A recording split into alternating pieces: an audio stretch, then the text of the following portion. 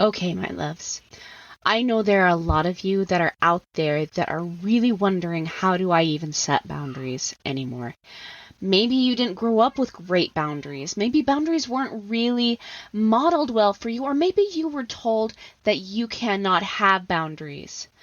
Maybe you're tired of being gaslighted in your relationships, and you're tired of feeling crazy all the time and guilty for trying to make a difference in your life. If this is you, then I want you to come schedule a call with me. Let's chat about the Unashamed Image Program.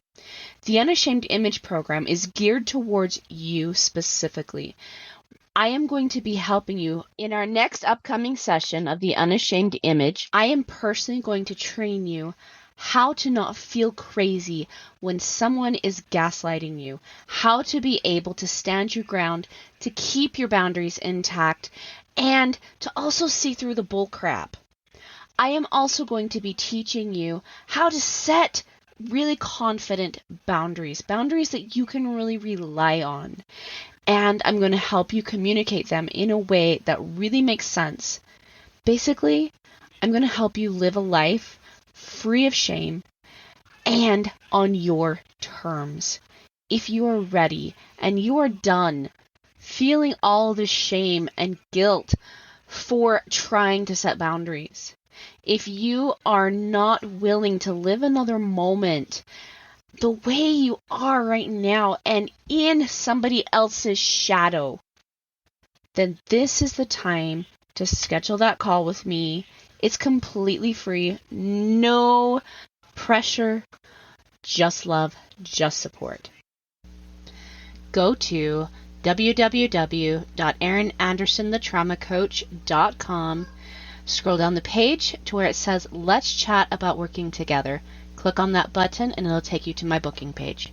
If you're ready to live the unashamed life, schedule that call. Let's get you in the Unashamed Image Program, my loves.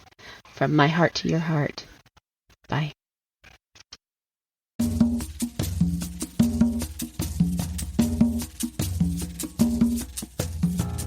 Hey everyone! It's Erin Anderson with the Erin Anderson Betrayal Trauma Coaching. I am super excited that you have tuned in today. Let's get talking about how to heal from betrayal trauma.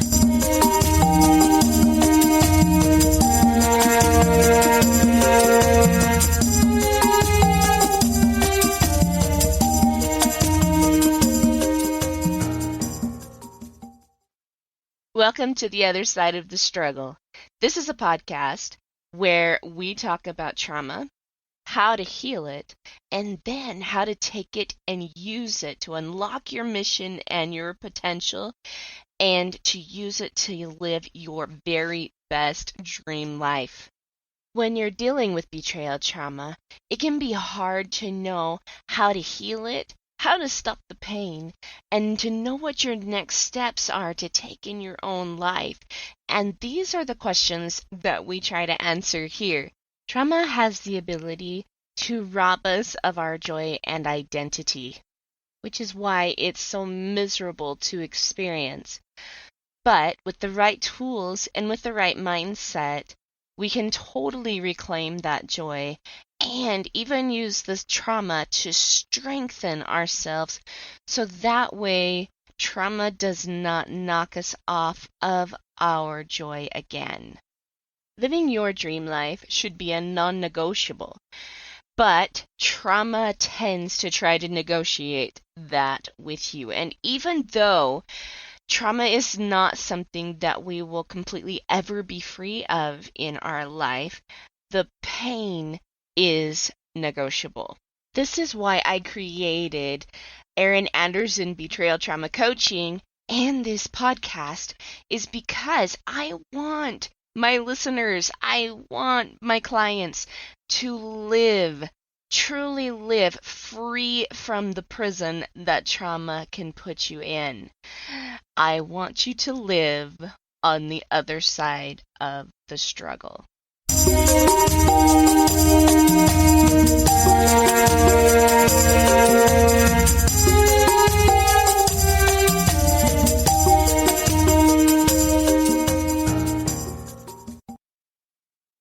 Hey everyone! Welcome back to another episode of The Other Side of the Struggle. So this week we are talking about gratitude and how it heals the broken heart. And obviously, I love talking about gratitude in the month of November and generosity in the month of December because really these are two things that we can celebrate. Gratitude and generosity both are big keys when it comes to healing past beliefs, um, healing a broken heart, and finding prosperity in our lives, actually. And so today, like I said, I really wanted to focus on how specifically gratitude heals the broken heart. Now, one of the things I will say is that I think that, you know, living in gratitude is probably one of the number one things that people don't do enough of. And that's not like a judgment or anything like that. And I'm in that category myself. Like I really feel like one of the things I need to do is up my daily gratitude practice, right? But I know that I hear so much of like what is not going right in people's lives, and rarely do I ever hear what is going right. So I hear a lot more of what's going wrong than what I do of what's going right. And um but I think that's like a natural human tendency. Like when we see a problem, our brain tends to like hyper focus on it and we want to change it. And so like we give it all of our brain power. But the problem with that is whatever you focus on kind of gets bigger and you create more of what it is you don't want because that's what you're focused on. So today, like I said, when we can shift our focus, because it takes a little bit of effort to try to get some gratitude in, I'm not going to lie. Um, but when we can shift our focuses from the pain to the good, then we have the ability to influence the change that we're looking for in our lives. So the first thing I'm going to talk to you guys about today is choose your card. Okay. Now, I know that can kind of sound a little bit rough and possibly even a little bit mean. And just know that that's not a judgment at all. Again, like I am in that boat with you that I need to choose my heart. I know that sometimes when things get a little rough in our lives, we think it's really hard to find the good, to find the things that we can be grateful for. So for example, like when I say, you know, say you've got a lot of debt, if you can focus on how you're grateful for that debt, that's hard. Or focusing on, say your husband's got a pornography addiction. How can you be grateful for that, right? That's hard. Uh, possibly, there's something else that's really, really painful. It's a pain point in your life. And focusing on how you can be grateful for that pain point is really, really hard. But living with it is also really, really hard as well.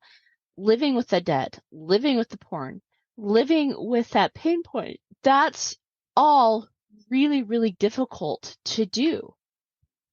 And that's what I mean by choose your heart. We can choose to focus on how much this stinks, or we can try to find the thing that is actually good about the situation, okay? And it might take some digging, it might take some sifting, but I can promise you that it's there. Because let me say that every person that has done this usually finds wisdom, finds some sort of a message specifically for them. You know, I work with a lot of people who have built empires, really honestly, off of their pain point. And that isn't to say that, you know, everybody that has a pain point that's found gratitude goes off and makes like thousands of dollars off of that. But the thing is that people in general on this planet are looking for hope, looking for peace, looking for belonging. And when someone heals a pain point in their life, people want that message. This is why I'm saying that people can struggle with this, is because it is hard. And not very many people are willing to do the hard thing. But you guys, my audience, are. I know that for a fact. Otherwise, you wouldn't be listening to this podcast, right? You guys are willing to do the hard thing, especially my faithful listeners. So let me kind of give you an example of finding the lesson, finding the beauty in the hard. So, for example, now those of you that have been following me for a while know that, I've dealt with a lot of really hard things in my life. Dealing with a husband's addictions, abuse as a child, betrayal, and a lot of people just kind of casting me aside throughout my life. And it was really, really hard. It taught me that I wasn't lovable. It taught me that I wasn't worthy, right? And going back and saying, okay, how can I be grateful for what I went through as a child, right? Well, number one, because of what I went through as a child, it had taught me what kind of a mom I wanted to be. Instead of putting my brokenness on my kids, which sometimes I did, I don't necessarily do it much anymore, but it caused me to be a lot more accountable to myself because I did not want to pass that legacy onto my kids, right? So I can be really, really grateful for what I went through as a kid because it taught me how to be patient with my own children. I can be grateful for what I went through as a kid as well because it's also taught me how to heal that inner child. I recognized that that inner child needed help. And so I went back as my adult self in a meditation one time and picked that child up and loved it. And it taught me the value of giving myself my own love. Had I not gone through that, I wouldn't have that knowledge, that wisdom, right?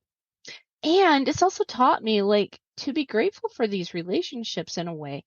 You guys have all heard me say that, yeah, I mean, my growing up was a bit rocky. I definitely did not have it as bad as some of you, right? But it was still rocky. But my relationship with my mom is better than it's ever been. And the reason why is because I was able to go back and heal that childhood.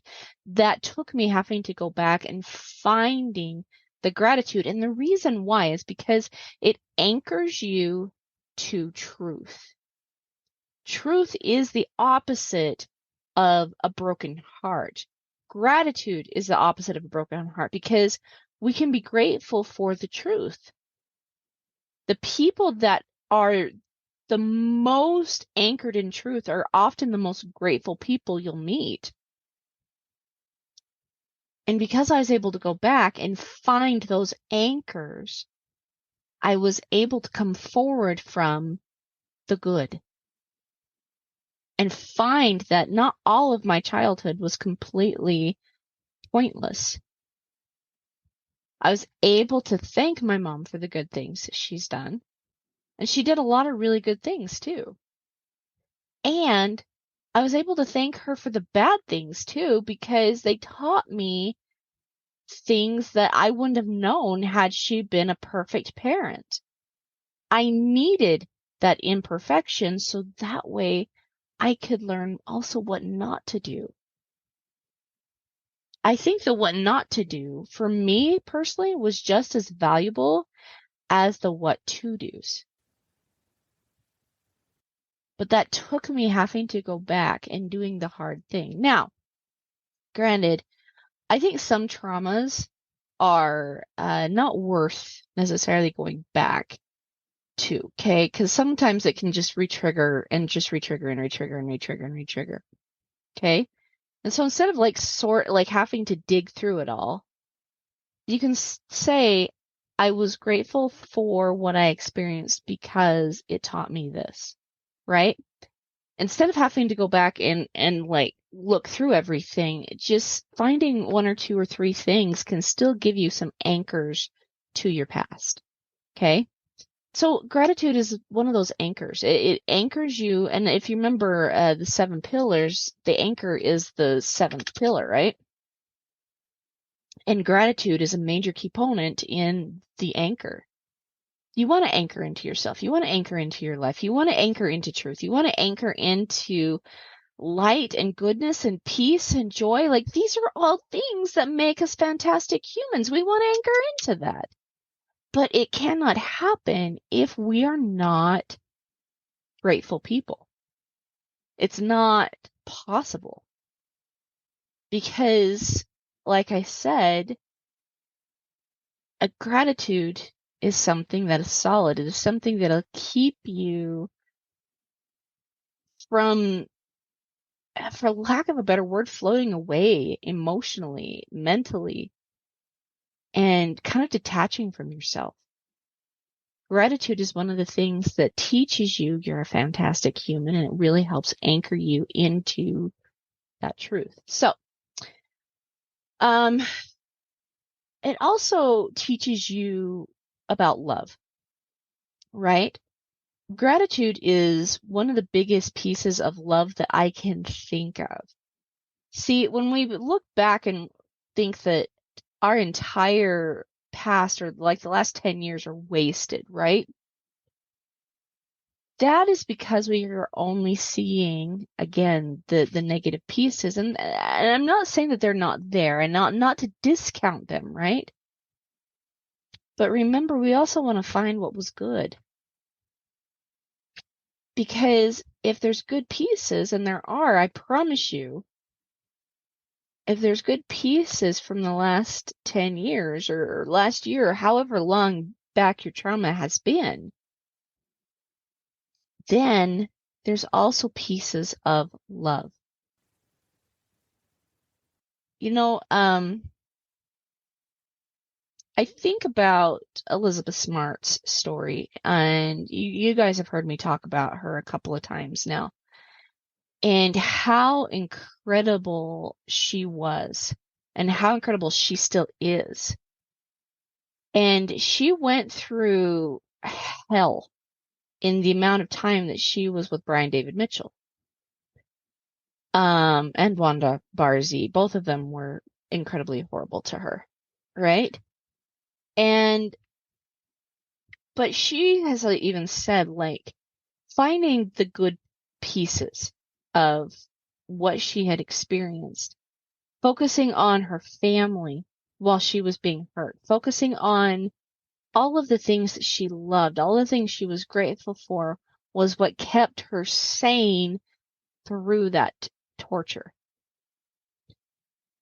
And today, I mean, that's kind of still her message. She talks very much about the gratitude and finding the love, because gratitude is one of those things that connects us to love, the things that we love about our life. So for me, like, if you were to ask me right now 3 things I'm grateful for, I am grateful for my kids because I love them. See? I am grateful for my home because I love my home. I'm grateful for my business. I love my business. I love being able to talk about this kind of stuff. This is such an amazing message that I have got to live, and now I get to share it with you. It lights me up. I'm so grateful. I love it. And I love life because of it. I truly do love my life. I love my husband. I love the things that we have built, the things that we're continuing to build. I love my Savior. I love my Heavenly Father. And I'm grateful for every piece that I love. And when we can find more love in our lives, what tends to happen is it covers the cost of our pain. So I want you to think about this for just a second, okay? If you have a negative balance in your bank account, it doesn't change to positive if you're constantly drawing from it, right? Taking more and more out. No, that balance gets more and more and more negative. You have to put deposits back in your bank account bigger than what has been taken in order for you to establish a better financial situation for yourself, right? The same thing happens with our emotional bank accounts, but the deposit are deposits of love and gratitude. We can be grateful for the things we love. When we find love in even kind of sticky situations, well, that's another piece of gratitude, another deposit in our emotional bank accounts. And eventually, the more deposits you make, it's not such a big deal when we have a withdrawal come our direction. Okay? You guys have heard me talk about just a situation that has happened in my family. And we're still dealing with it. It's going to probably be a few years actually where we're going to be dealing with this kind of a situation. It's been kind of rough. But one of the things that therapists and other people that know about our situation have said on a consistent basis is they're just amazed at how well we're actually handling this. And it's not to say that I'm amazing or anything. Well, I am amazing. I do think I'm amazing. I will say that. But I don't say that as a, hey, look at me. That's actually a humility piece that I actually am amazing. But it's because I have that mindset and because I'm making daily deposits of love into my emotional bank account and into my mentality, I'm able to handle this situation with truth. My husband's able to handle the situation with truth. And my kids are able to handle the situation with truth. And instead of having other people have to lead us, we're leading them through it. And even though it's hard, and it's something that I will say that I don't want to see anybody ever have to go through, okay? Even though it's really, really hard. What's been amazing is finding all of the little drops of love that's scattered throughout this entire situation. It's caused me and my family to grow closer together. It's caused us to really reevaluate some things in our lives and having to sacrifice some things, but that's also brought us some blessings in other ways. Being able to have really deep and open conversations with my kids and my husband, we have grown stronger as a family. And I'm grateful that this has come my way, even though it's horrible and it's not been fun to go through. I'm grateful for the drops of love that's come my way because of it. And those drops of love keep me sane. They help us move forward with faith, with truth, and with guidance. And instead of breaking us, it's not even come close to breaking us.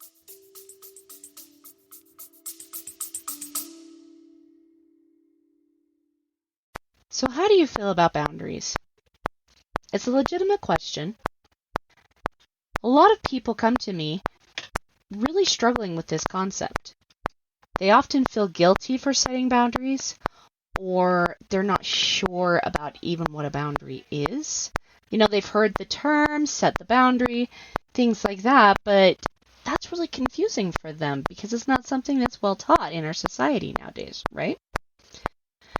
They know that boundaries are really important to having healthy, constructive, supportive, and wonderful relationships, but why? And oftentimes they also know that they feel like their boundaries are being violated, but they can't quite pinpoint what the boundary is that's being violated. That's why I've created the Clarifying and Creating Your Boundaries free PDF. You can find out what your boundaries are, how to tune in to what the boundary needs to be, and how to effectively create and communicate your boundary so that way you stay in this place that respects you, respects the other person, but also gives you the confidence in your boundaries so that way you stop being gaslighted, disrespected, and unseen. Having your boundaries really clear gives you a voice and also helps the other person stay in accountability with themselves. So that's not a role that you have to take on anymore. So if you are ready to really have clear boundaries, to really understand what your role is in the boundary, and to give yourself some safety and some protection against people that might try to gaslight you or are just being disrespectful, go grab my Creating and Clarifying Your Boundary PDF at erinandersonthetraumacoach.com. And while you're there, let's schedule a call with me. Come have a chat with me so that way I can really, really help you master this particular skill, creating boundaries, clarifying the boundary, communicating that boundary, and so that way I can also help you have relationships that show up to support you, cherish you, and love you.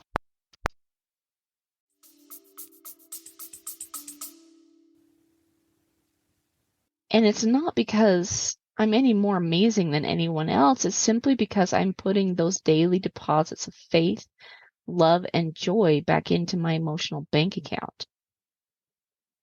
And when I have giant withdrawals that come, it doesn't affect me as much as what it used to.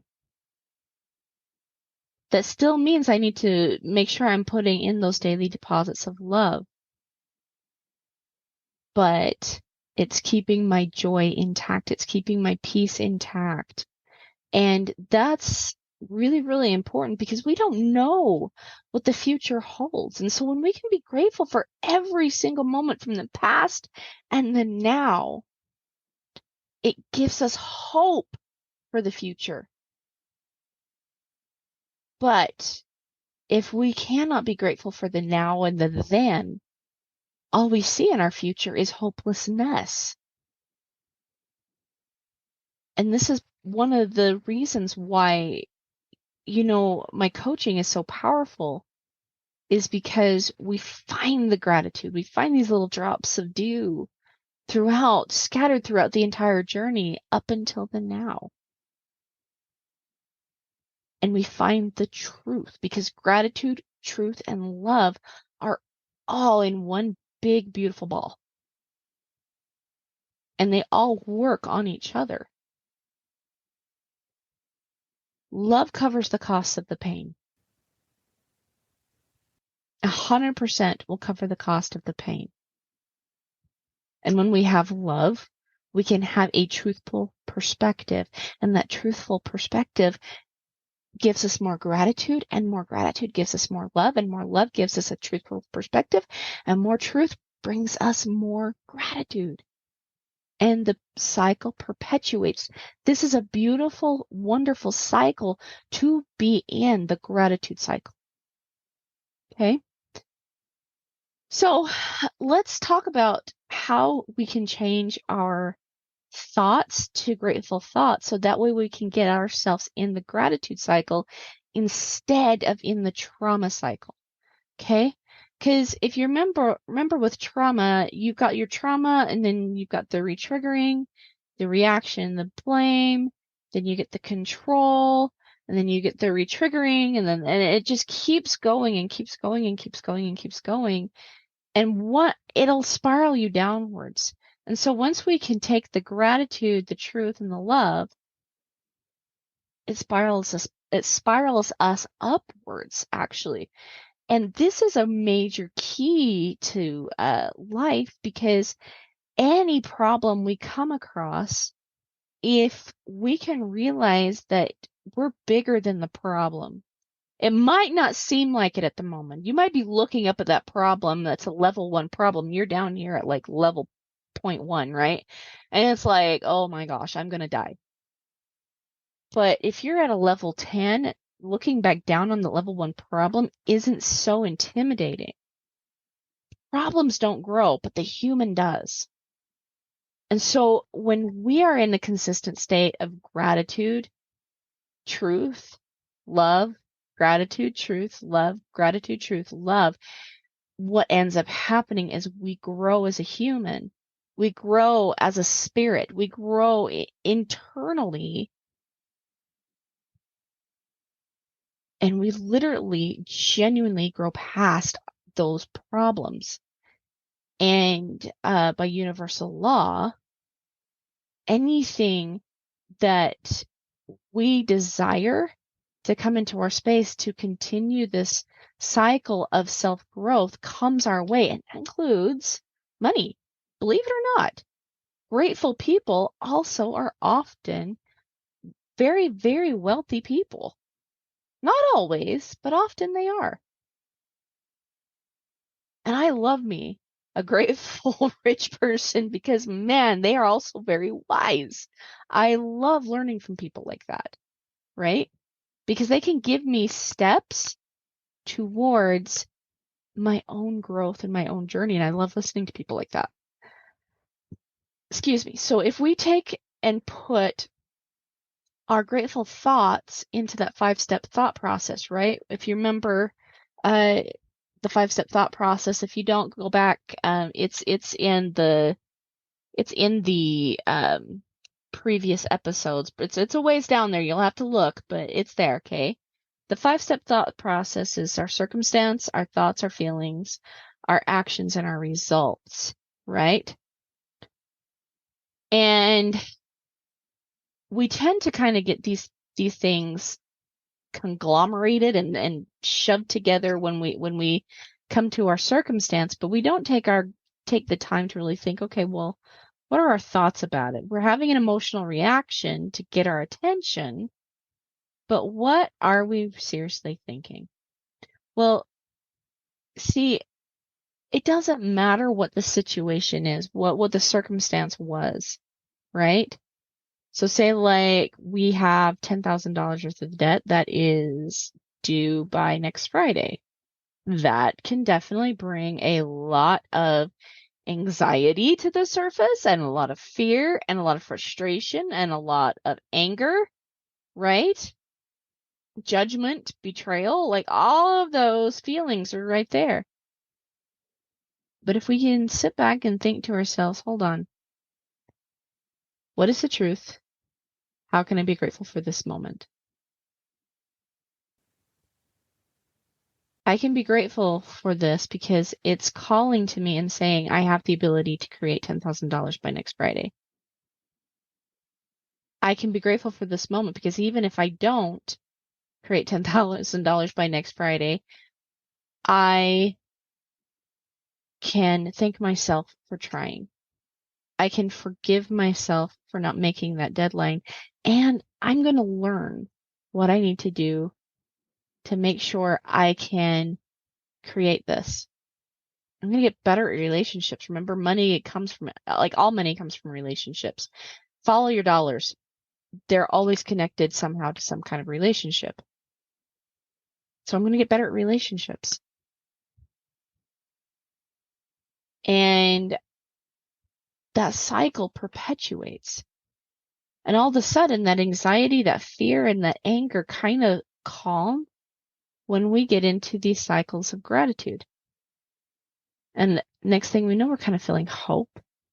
We're feeling excitement. We're feeling peace, anticipation, and kind of almost a weightlessness.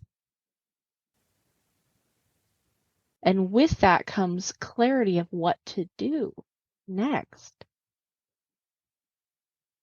Because you cannot see clearly in a very, very disrupted body of water. However, when the water is very calm and very clear, you can see very clearly from there. So when we have clear thoughts and we have clear emotions, clear actions, we get clear results. It has to happen that way. That is the process of our results when we get to our goals, right? It comes from a clear action, clear emotion, and clear thought. So when gratitude becomes a habit, we start to develop joy. We start to develop truth. We start to develop love. And the result of that is a deep, unabiding joy that doesn't get left behind, that doesn't cause us to want to give it up. You know, I see people all the time when I'm coaching them that feel like the only thing they can do is to trade their joy to make somebody else happy and to get them off their back. I see this cycle all the time, right?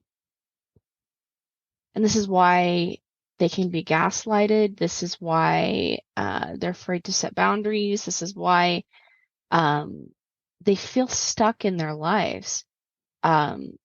It's actually a consistent pattern that I find in people that are not just betrayed by their husbands, but betrayed by business partners, betrayed by children, betrayed by parents, betrayed by siblings, like any kind of betrayal. There's kind of a thought process behind it where they tend to trade their joy for people getting off their backs. And eventually that leads to them kind of like wanting to cast people aside. And I'm not saying that that's always wrong. I've had to let people go out of my life too. And it was a win-win for both of us. Like it was best for them. It was best for me. Right? But oftentimes people are just really struggling. And when you become a safe person with yourself, you tend to kind of become a safe person for other people, which means you become really boundaried. You keep your joy with you. That's where, or with God, I should say. I mean, having a joy with you is great. Having joy with Christ, way better, right? And you keep the joy there. You don't take it and hand it to someone that can't handle it. Your joy was never meant to be someone else's joy. They are responsible for finding their own joy. But this is why it's important to have boundaries, is because people will try to take yours, right? And if you give it to them, or even if it gets snatched away from you, that's an invitation. Like we can be grateful for that because it's an invitation for you to figure out what boundary needs to be put in place. It isn't necessarily that you have to kick people out of your life, but it's an invitation for you to figure out, okay, what is the most loving thing I can do right now? Maybe I do need some distance. That's okay.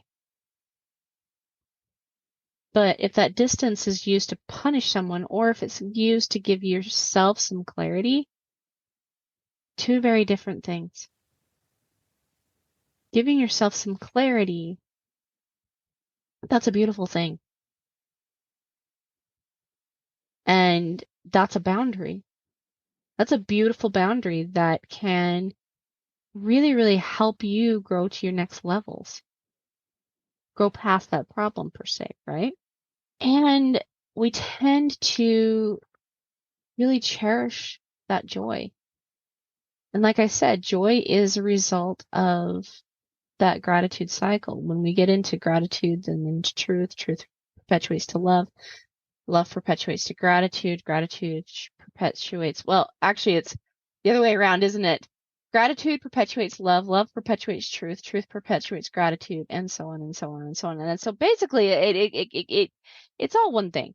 But that is a result of finding joy, a joy that we cherish. And from finding joys that we cherish, we want to keep those things safe. And that's where we put up some boundaries. Okay? Gratitude will teach you to live in the moment as well. We can be thankful for the past and excited for the future, but right now is all we really have. So what we choose to do in this moment was going to have a direct impact on what happens tomorrow. One of the things I tell my kids on a consistent basis, and they're teenagers, and so they're very much living in the moment kind of a thing, right? And they don't think about what things are going to be like in 5 or 10 years. And one of the things that I've been trying to teach them is this idea that they need to consider their future self. Like whatever decision we make today is going to impact us tomorrow, and in a year, and in 5 years, and in 10 years.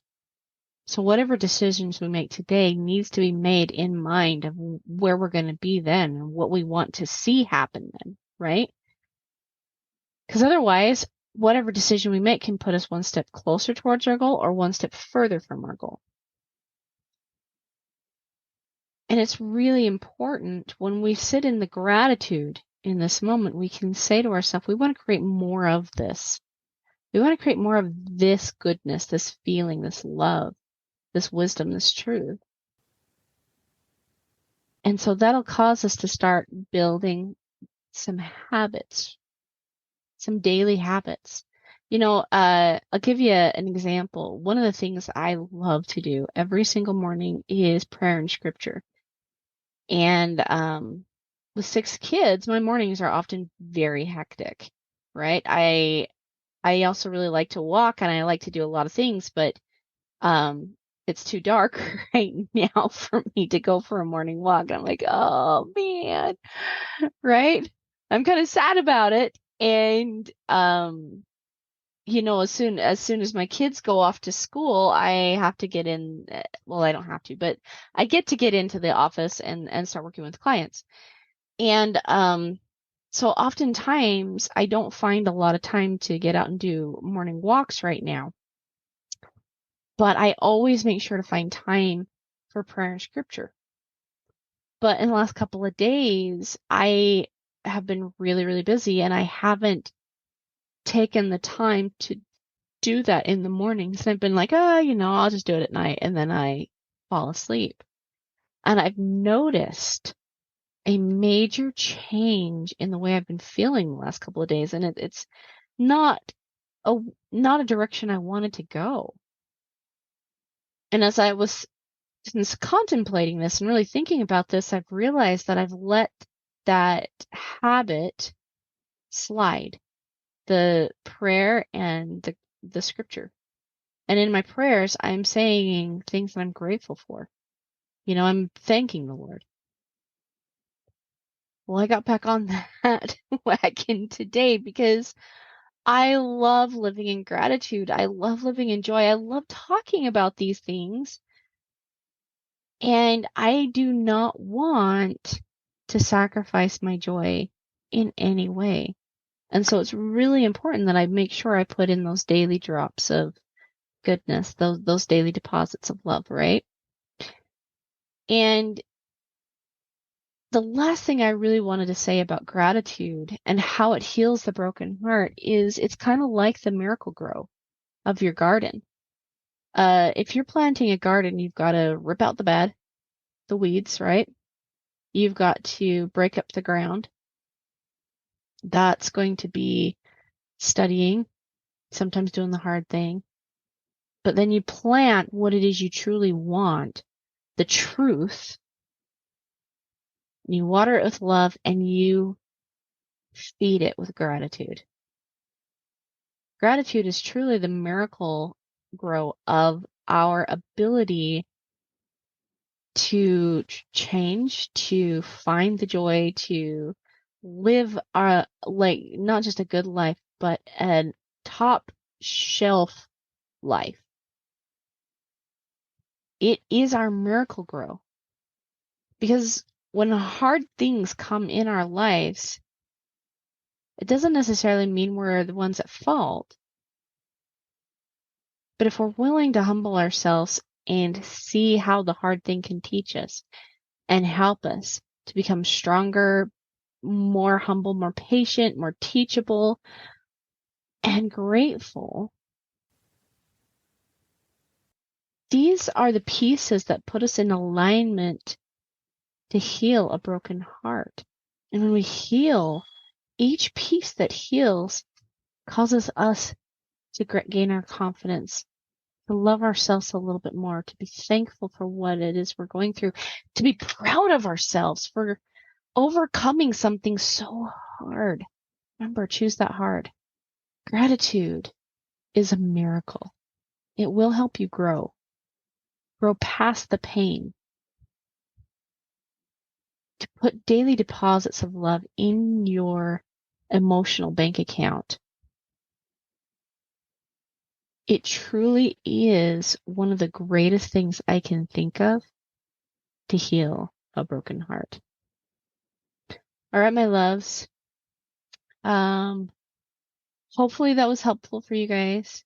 I love doing these podcasts for you. And I'm here to listen to you guys. If you have any questions, please let me know. You're welcome to head on over to Erin Anderson Betrayal Trauma Coaching on Facebook and drop me a message if you've got a question or anything that you'd like me to do a podcast on. I'd be happy to. Also, the Unashamed Image course for November is full, but I will be doing another one come January. If you would like to be a part of the Unashamed Image, to learn about how to stop the gaslighting, how to gain your confidence, how to build boundaries, and what a solid boundary takes, it's really simple, and how to live a life unashamed, without guilt, then please hit me up, reach out to me. Let's get you scheduled for a call. The link for the calls are in the description below. And let's see if we can't get you in the January Unashamed Image course. I promise you, you will love it. Okay, my loves. Until next time. See you soon. See you on the other side, guys. Bye.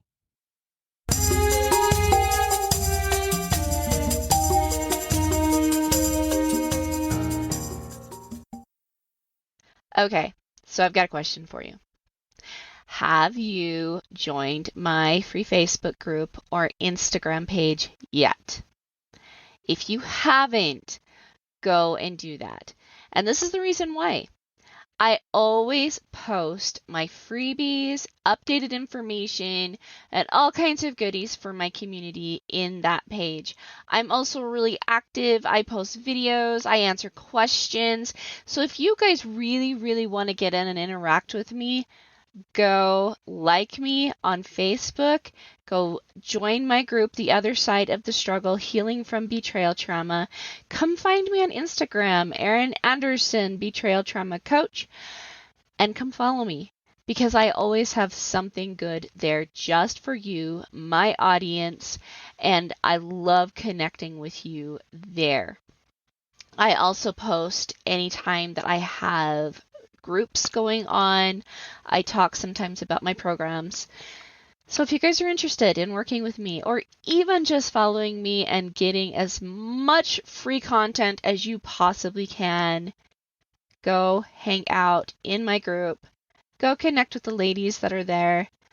Also come and join Immune and Unashamed for those married couples that are following me, because in that group, me and my business partner, Kaisen Kidd, are also talking and offering some great content.